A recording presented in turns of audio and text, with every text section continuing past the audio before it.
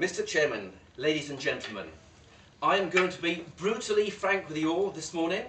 I came very close indeed to not giving this speech.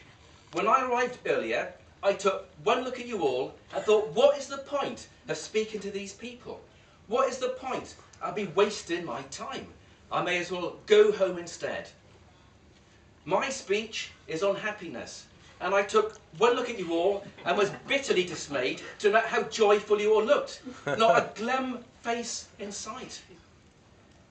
But then I suddenly realised the only reason you're so happy is because a Dairy Inn has an excellent reputation for food, and you're all looking forward to lunch and an ecstatic Epicurean experience.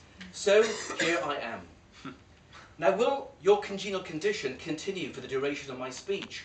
That remains to be seen. For as Oscar Wilde once noted, some people bring happiness when they arrive and others when they depart. But what is happiness? The most useful definition accepted by psychologists, neuroscientists and others, including Buddhist monks, is more like satisfaction and contentment rather than happy in its strict bursting with glee sense. It has depth and deliberation to it, which unfortunately excludes solicitors like me. In 1933, Bertrand Russell wrote The Conquest of Happiness, but as you'll see from the book cover, he doesn't appear to have succeeded. Now there's over 4,000 books on the subject, each with their own advice, but the prospect of reading them all to find out how to achieve happiness is quite frankly rather depressing. In medieval times, life for the average peasant was short, it was nasty, it was brutish, very much like a solicitor today. But Christianity prevailed, and people believed and they understood that if they lived their lives a certain way, then they would be rewarded with all the joys that were simply not attainable in the mortal world. Any possible happiness would be achieved by the future ascent to the empyrean splendours of heaven. You see, anticipation is a great source of happiness, and many people are happier when they're thinking about and planning an event such as a holiday or Christmas, rather than the event itself, where discontent and problems can so readily surface. Now conversely, if an unpleasant event is expected, many people fear that the outcome will be far worse than it actually turns out to be. You see, our predictions are based on past experiences, but the memory isn't as reliable as we would wish. For example, you may recall endings and beginnings far more vividly than the long, drawn-out middles, such as a pleasant enough holiday which is ruined by the delay at the airport, a cancelled plane, and the interminable wait on the return journey home. Or indeed even a speech such as mine, where after my opening remarks reminding you of your imminent lunch, the rest of my comments have been consigned to the darkest recesses of your mind. But things are really as bad or as good as you expect them to be. And for the optimists amongst you, anticipating my speech and expecting the Gettysburg Address, already you're feeling deflated.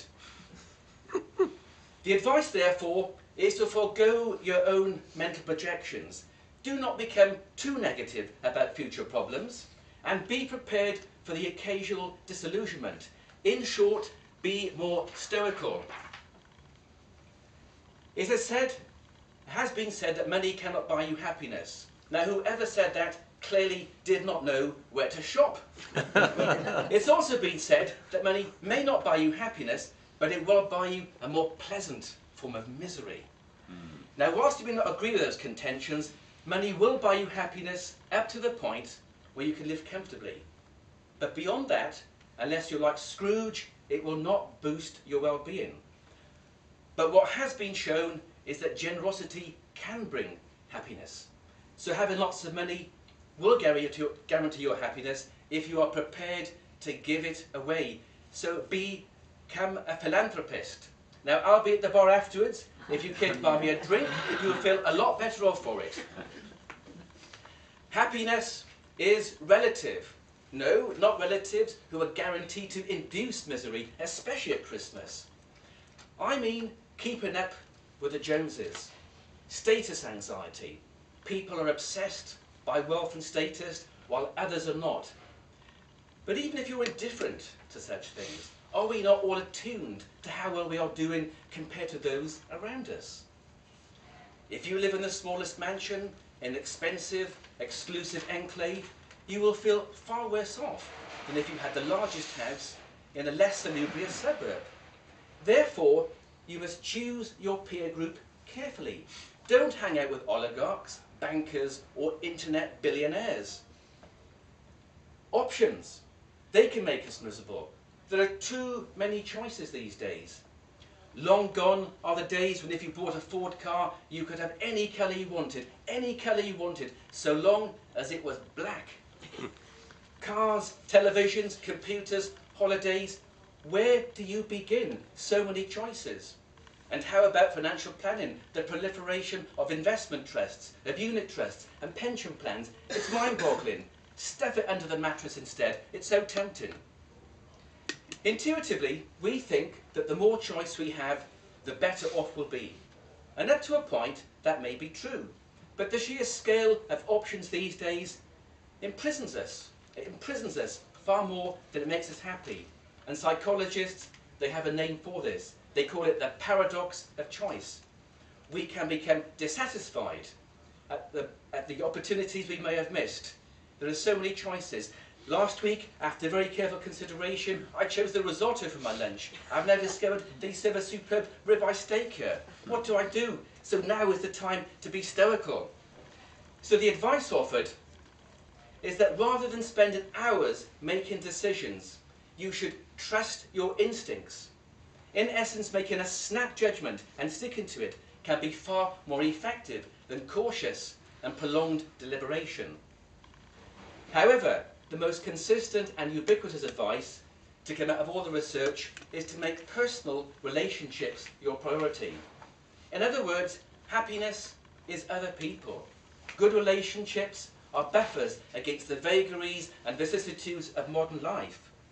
So focusing on getting closer to your family and having a circle of decent, empathic friends is one positive way of achieving the happy state you seek.